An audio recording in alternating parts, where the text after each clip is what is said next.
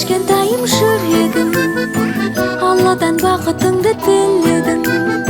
Сен шын бақсың, ең қымбатсың, сен деп өмір сүремін.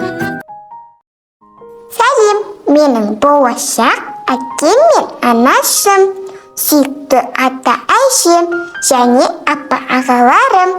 Мен сіздердің махаббаттарыңыздан жаралған кішкентай бақытпын.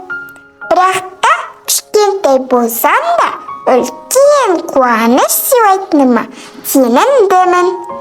Қазір анамның құрсағында жатып, әр дауысты, көңіл күйді, мейірім мен махаббатты сезе аламын.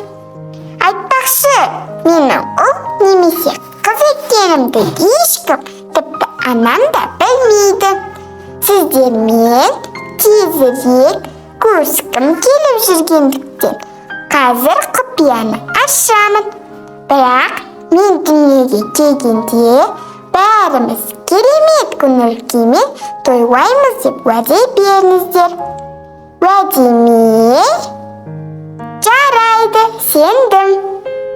Сәлеммен болашақ ата-әжесінің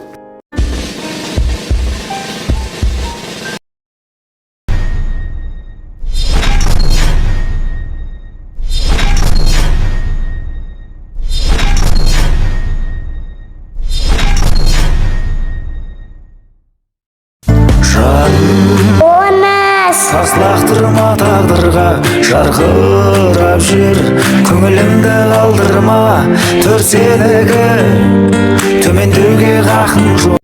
Ел тұрғанда артыңда